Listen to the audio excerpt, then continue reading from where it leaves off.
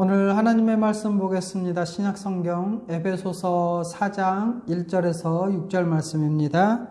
오늘 하나님의 말씀 에베소서 4장 1절에서 6절 말씀입니다. 찾으셨으면 읽도록 하겠습니다. 그러므로 주 안에서 갇힌 내가 너희를 권하노니 너희가 부르심을 받은 일에 합당하게 행하여 모든 겸손과 온유로 하고 오래 참음으로 사랑 가운데서 서로 용납하고 평안에 매는 줄로 성령이 하나 되게 하신 것을 힘써 지키라. 몸이 하나요 성령도 한 분이시니 이와 같이 너희가 부르심의 한 소망 안에서 부르심을 받았느니라.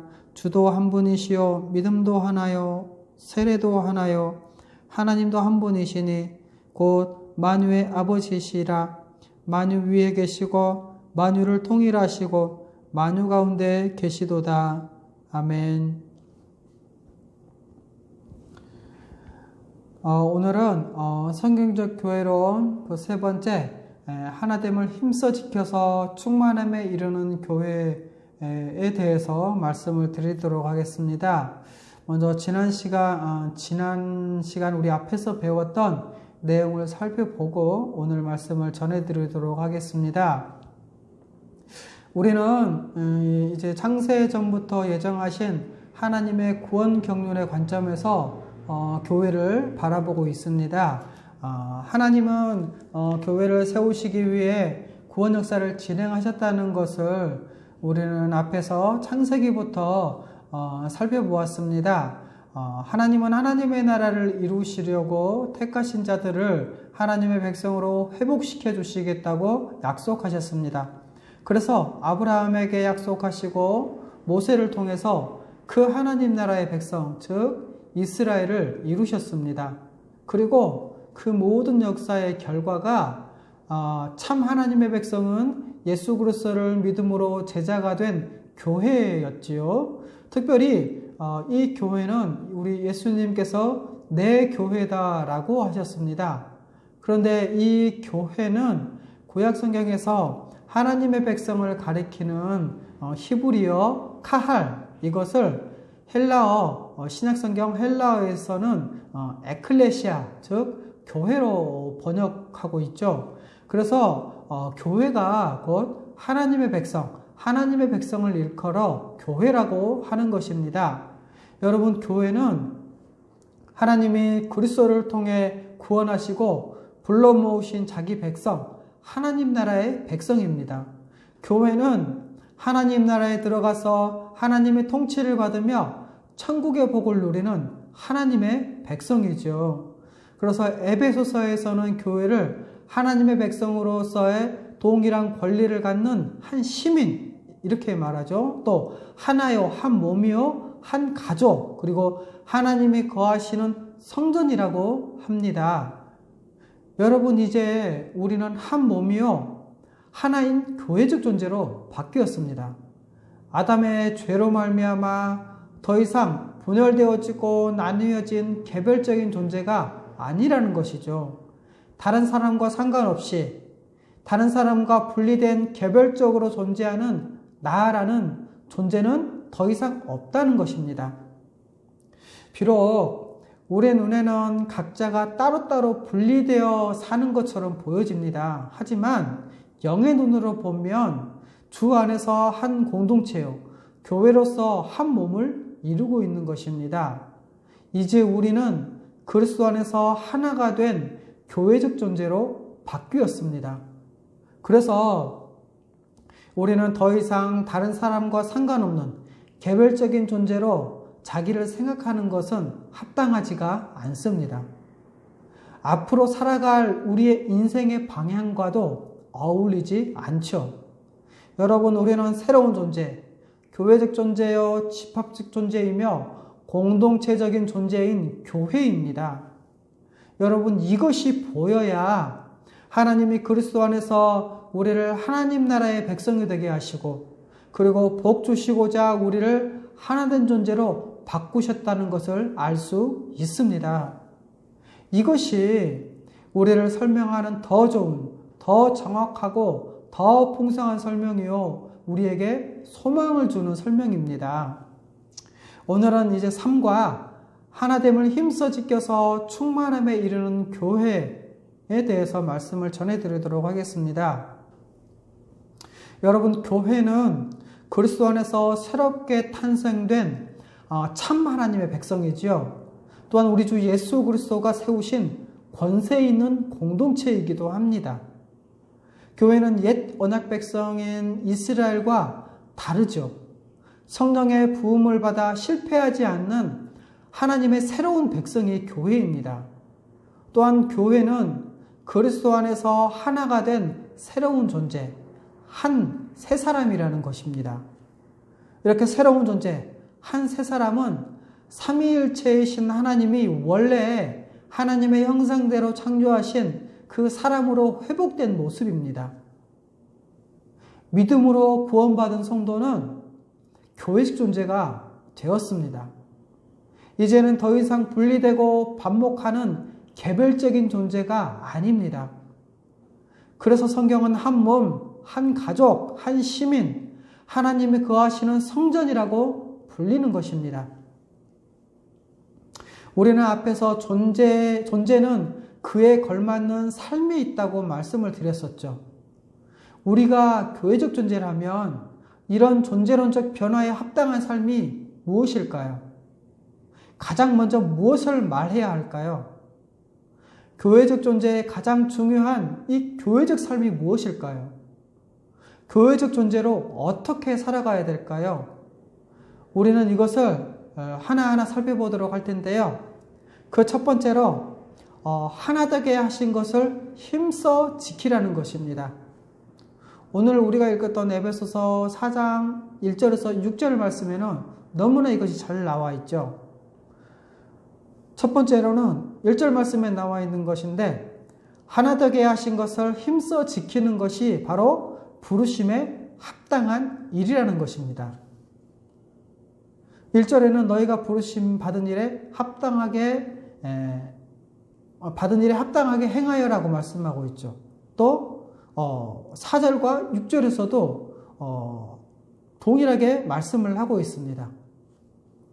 여기서 교회로서 그리스도 안에 한 몸 된 존재, 이것이 얼마나 중요한 문제인지 아주 깊게 그리고 아주 중요하게 취급하고 있는 말씀이, 다루고 있는 말씀이 바로 오늘 말씀인데요.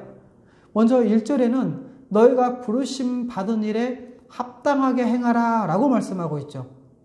여러분, 여기서 합당한 일은 바로 3절에 나와 있는 성령이 하나 되게 하신 것을 힘써 지키는 것입니다. 자, 그러면 부르심이 무엇입니까? 바로 하나인 교회적 존재로 부르셨다는 것이죠. 하나요, 한 몸, 한 새 사람으로 부르셨습니다. 그렇기 때문에 존재에 합당하게 행하는 것은 하나된 존재로 살아가는 것이어야 합니다. 여러분, 우리는 이것을 구원받았다 혹은 하나님 나라 곧 천국으로 부르셨다라고 표현하기도 합니다. 우리가 앞에서 살펴본 것처럼 에베소서 1장에서 3장까지 거기를 보면 하나님의 놀라운 구원 경륜을 설명하면서 그 구원의 최종적인 모습, 다시 말해서 하나님이 우리에게 베풀어 주신 그 모든 구원 역사의 정점인 예수 그리스도의 십자가의 은혜를 받은 자의 이 최종적인 모습은 바로 영광스러운 교회, 그리스도의 모든 충만함으로 충만한 교회다라고 말씀하고 있죠. 그리고 오늘 우리가 본 4장에서 그리스도 안에서 하나된 교회로 부르심 받은 것을 안다면 거기에 합당한 일이 무엇이냐라는 것입니다.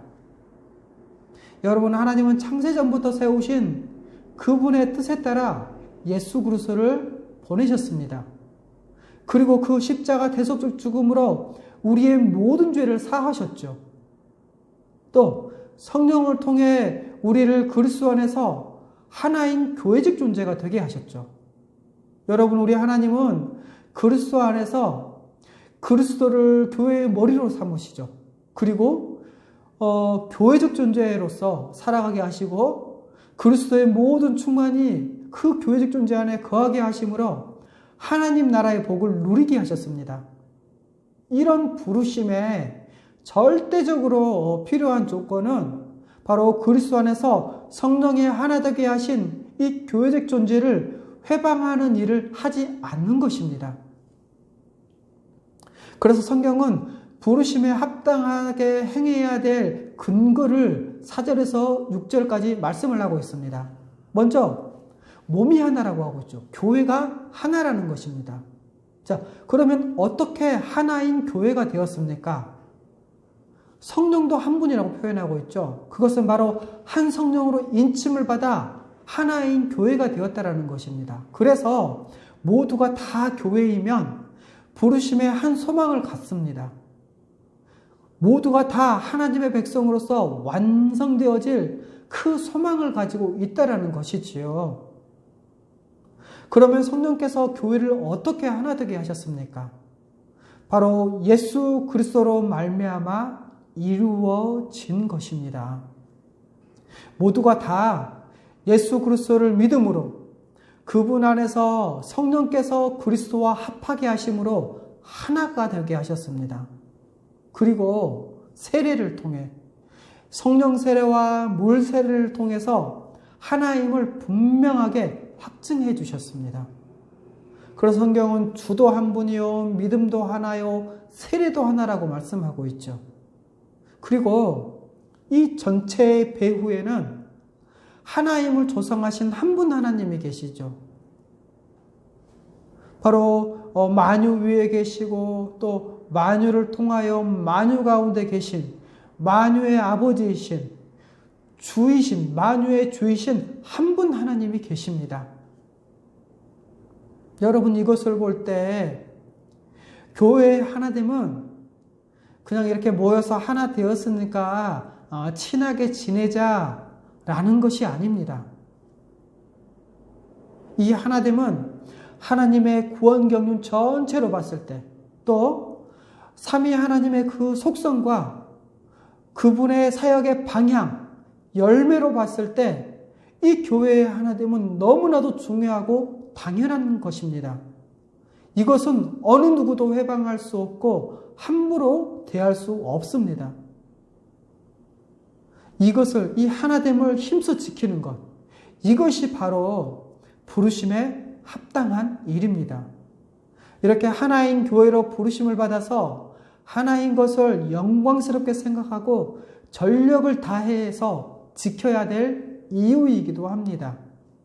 자, 그러면 어떻게 하나 되게 하신 것을 힘써 지켜야 할까요? 성경은 이렇게 말씀하고 있죠. 성령의 하나 되게 하신 것을 힘써 지키라고요. 여러분, 우리는 이 표현에 주목해야 됩니다. 우리가 하나 되게 하신 것을 하나 되게 하는 것이 아닙니다. 우리는 하나 되게 할 수가 없습니다. 여러분, 우리를 하나인 교회적 존재가 되게 하신 것은, 하나가 되게 하신 것은, 한 몸이 되게 하신 것은 오직 예수 그리스도 안에서 그리스도와 연합하도록 역사하신 성령님의 사역이에요. 성령 하나님의 사역입니다. 이렇게 하나 되게 하신 것은 하늘의 역사죠. 우리는 다만 그것을 힘써 지킬 뿐입니다. 특별히 성령이 하나 되게 하신 것을 힘써 지키라 라고 할 때 이 힘쓰다, 이것은 헬라어로 스푸다조라고 하더라고요. 그런데 이 단어에 대해서 마르쿠스 바르트라는 사람은 이렇게 설명을 하고 있습니다. 자, 읽어드릴 테니 잘 들어보십시오. 이 헬라어 동사 스푸타조에 담긴 긴박성을 정확하게 옮기는 것은 불가능하다. 이 동사는 서두름과 열정뿐만 아니라 의지, 감정, 이성, 육체적인 힘, 그리고 모든 마음가짐을 포함하는 전인적인 모든 노력을 의미한다. 헬라어 본문에서 발견되는 이 분사의 명령적 어조는 수동적인 태도, 정숙주의, 방관자적 자세 또는 부지런하지만 신중하게 여유를 보이는 태도를 배격한다. 당신이 주도권을 잡아야 한다. 지금 당장 시작하라. 바로 당신이 해야 할 일이다.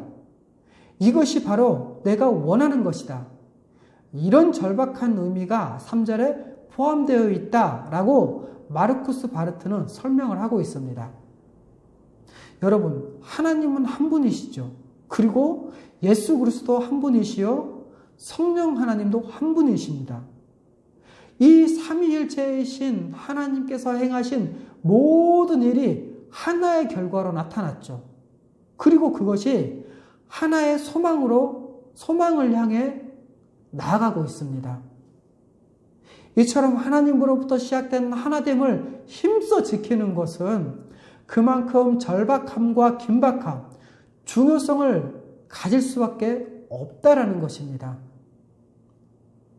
여러분, 다시 말씀드리지만 우리가 하나 되게 할 수는 없습니다. 우리를 하나인 교회적 존재가 되게 하시는 것은 오직 그리스도 안에서 행하신 성령 하나님의 사역입니다. 그렇기 때문에 힘써 우리가 지킬 때는 그 수단과 내용은 무엇일까요? 바로 하나님의 평화요 평안입니다. 그래서 성경은 평안에 매는 줄로 하나 되기를 힘쓰라고 말씀하고 있죠. 그런데 여러분, 하나됨을 힘써 지키더라도 성령이 하나 되게 하신 것을 파기할 수 있을까요? 그럴 수 없습니다. 파기할 수 없습니다. 지금 시대는 어떤 시대입니까?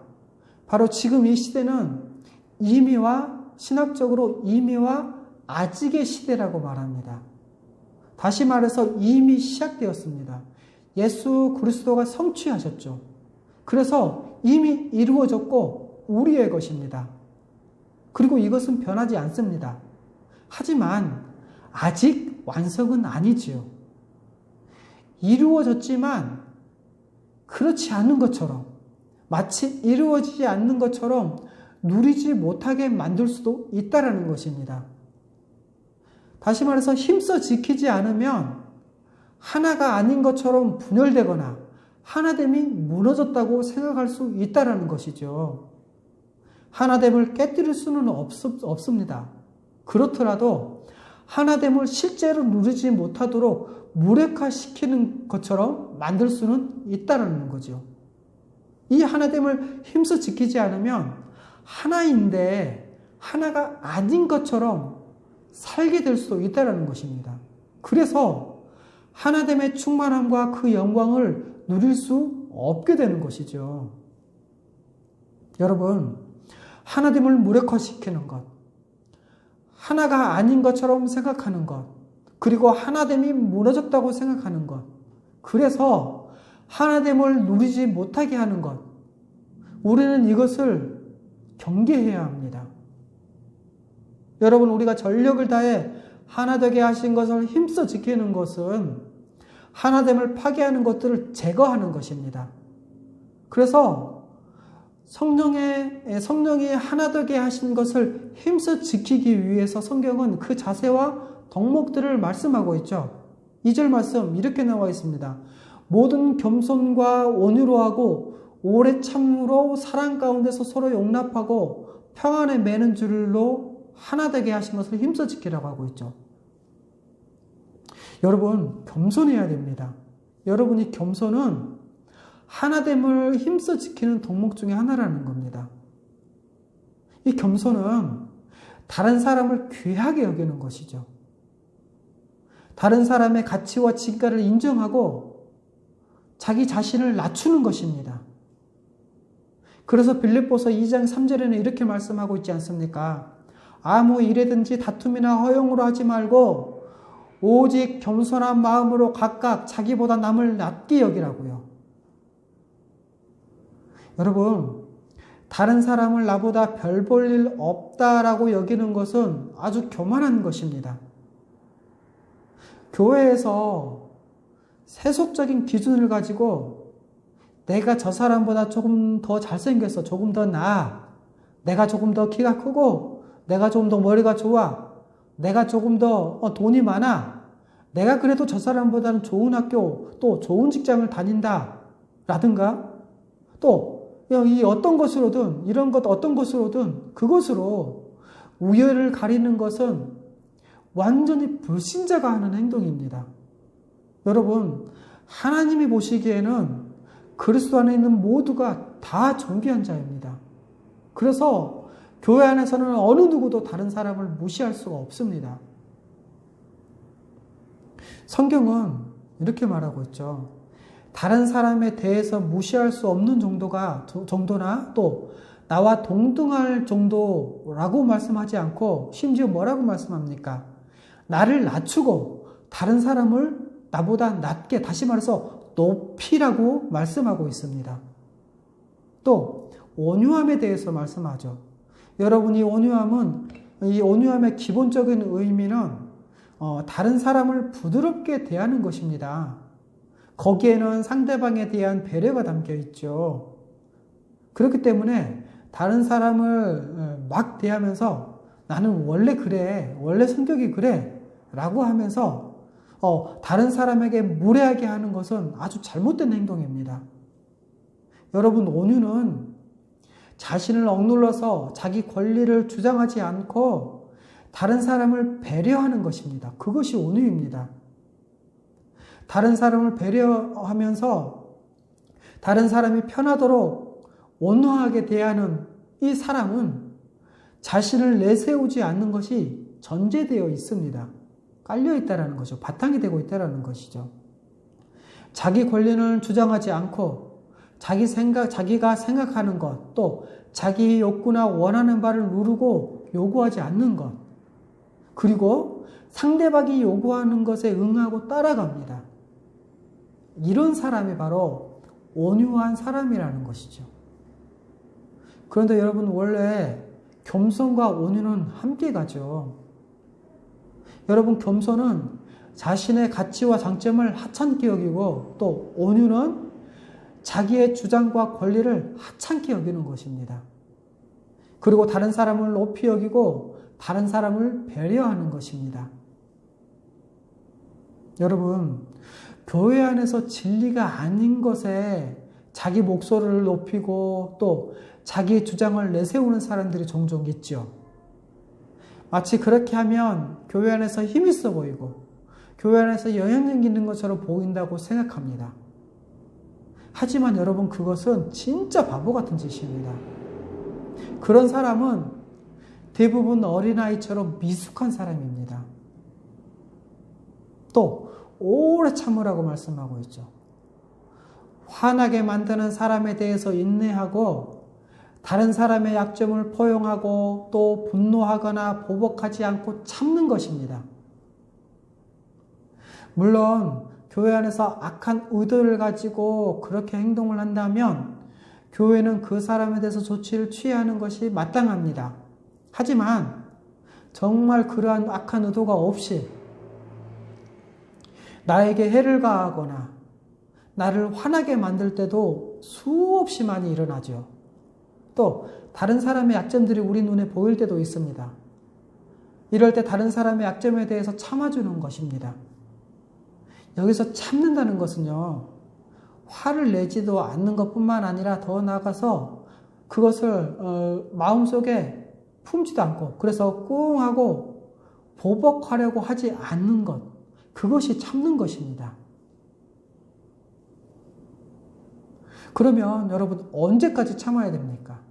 성경은 딱 한마디로 표현하죠. 오래 참으라고요. 다시 말해서 문제가 해결될 때까지 참으라는 것입니다. 여러분, 생각해 보십시오. 우리는 날마다 주님께 반복해서 죄를 짓고 있지 않습니까?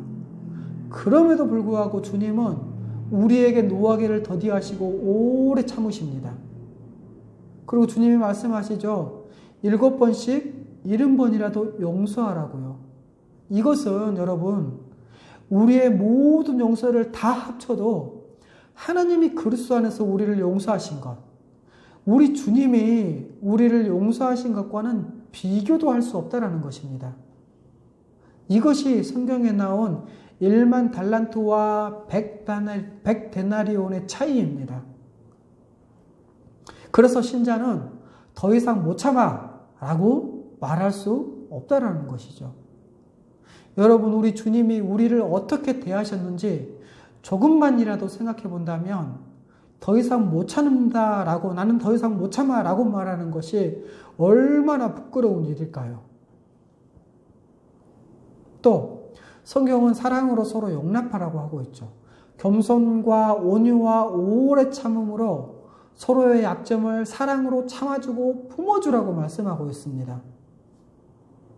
그리고 평안하라, 그렇게 해서 평안하라고 하고 있죠. 여러분, 여기에 나온 이 자질과 덕목들은 수동적인 그러한 특징을 갖는다고 해요. 왜일까요? 바로 이 하나됨을 만드는 것이 아니라 지키는 것이기 때문에 그렇다고 합니다. 다시 말씀드릴게요. 이 하나됨을 우리가 만들어내는 것이 아니라 우리가 지켜내는 것이기 때문에 그렇다는 것입니다.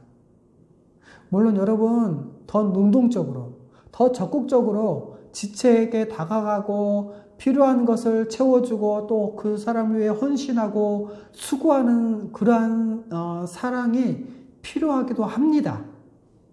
하지만 그에 앞서 먼저 이 덕목과 자질이 완전히 우리 몸에 배어야 합니다.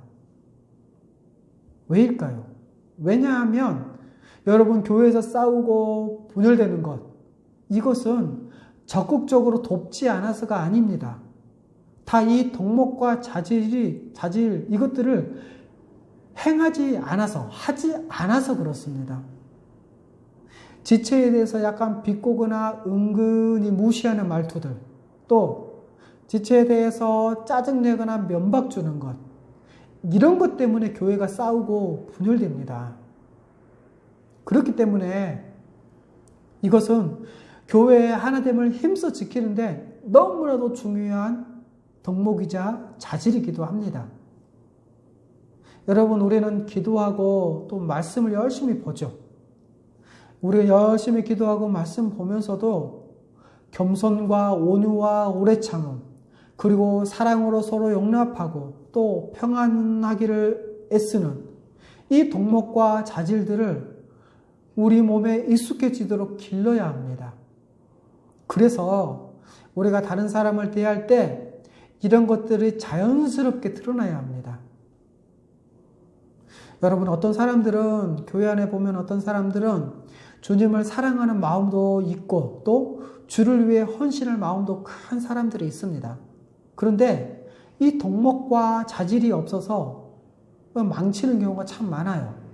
그래서 진짜 하고자 했던 일보다는 이 망친 것을 수습하는데 많은 에너지를 다 쓰고 또 거기에 시간을 허비하는 경우가 정말 많습니다. 여러분, 우리는 전력을 다해 성령이 하나 되게 하신 것을 힘써 지켜냅시다. 성경에 말씀하신 것처럼 모든 겸손과 온유와 오래 참음으로 사랑 가운데서 서로를 용납해서 평안에 매는 줄로 성령이 하나 되게 하신 것을 힘써 지켜냅시다. 묵상과 적용입니다. 우리가 교회로 부르심을 받았기에 마땅히 해야 할 일은 성령의 하나 되게 하신 것을 힘써 지켜내는 것입니다. 이것이 구원받은 자가 가장 힘써야 할 일이라는 것을 우리는 절대로 잊지 말아야 합니다. 여러분, 하나가 되지 않으면 다 무너집니다. 그런데 안타깝게도 우리 교회의 현실은 이렇게 하나 되게 하신 것을 힘써 지키는 것을 중요하다고 생각하지 않는 것이 교회 전반적인 현상입니다. 여러분, 교회에서 마음대로 행해도 된다는 그런 생각과 우리는 싸워내야 합니다. 지금 이 시대는 성경적 교회에 대한 지식을 잃어버린 시대죠. 그래서 너무 몰라서 그렇습니다. 안다면 그렇게 하지 않을 것입니다. 여러분, 이 시대는 교회에 속하는 그 모든 구성원들, 성도들이 교회에서 마음대로 행하고 불평과 불만을 쏟아내고 또 다른 사람에게 함부로 행하고 뿐만 아니라 자기 주장을 거침없이 하는 그런 어두운 시대에 있습니다.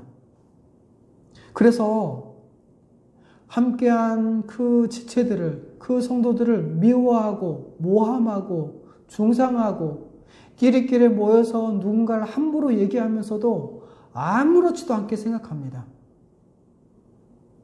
여러분, 우리는 교회 안에 있는 이러한 거짓된 교훈의 풍조와 싸워내야 합니다. 그래서 교회는 원래 다 다투고 불평하고 끼리끼리 싸우는 곳이야. 뭘 바꾸겠다고 그렇게 애써. 그냥 친한 사람끼리 이렇게 몇 명 모여서 그 사람끼리나 잘 지내 라고 말하죠. 또 어떤 사람들은 뭘 성경에서 그렇게 얘기했다고 그것을 뭐 인생의 목표로 삼고 그래. 우리가 뭐 이거 한두 번 해봤어? 라는 식으로 말을 하죠. 여러분, 이런 식의 패배주의와 교회를 회방하는 태도는 절대로 받아들이면 안 됩니다. 이거는 교회를 무너뜨리는 것입니다. 이것은 우리 주님의 몸인 교회를 갈갈이 찢는 것입니다. 또 겸손과 온유와 오래 참음과 사랑 가운데서 용납하고 평안함, 이러한 덕목과 자질들을 우리는 귀하게 여기고 성숙의 표지로 삼아야 합니다. 지금 이 시대의 교회에서는 이 겸손과 온유와 오래 참음과 사랑, 또 서로 용납하고 평안하는 그것에 대해서 높임을 받지도 않고 주목받지 않기도 합니다. 그럴지라도 우리는 귀하게 여기고 이것을 교회의 성숙의 표지로, 성도의 성숙의 표지로 삼아야 합니다. 여러분, 우리는 나 자신이 겸손하고 온유한가? 나 자신을 낮추고 내 주장을 포기하고 있는가? 또 상대방을 높이고 그 사람을 귀하게 여기고 있는가?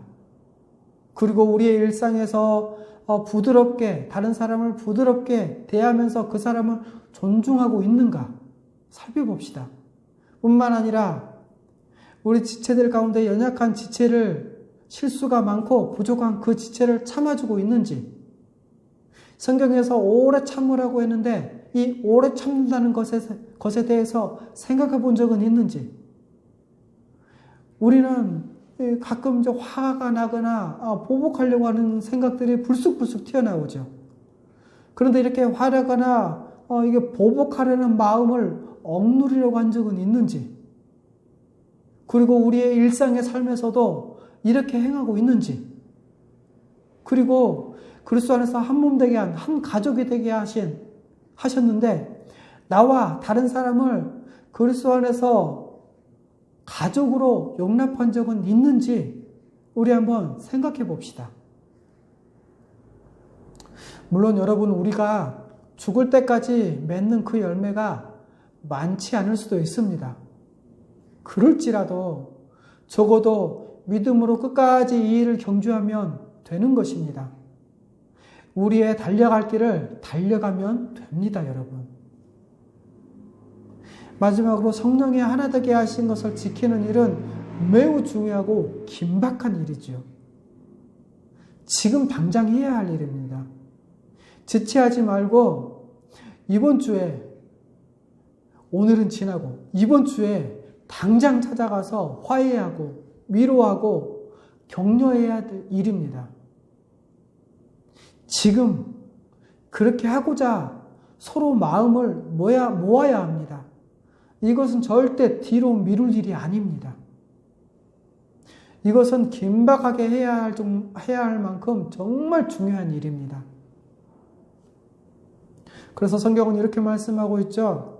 그러므로 주 안에서 같이 내가 너희를 권하노니 너희가 부르심 받은 일에 합당하게 행하여 모든 겸손과 온유로 하고 오래 참음으로 사랑 가운데서 용납하고 평안에 매는 줄로 성령이 하나 되게 하신 것을 힘써 지키라.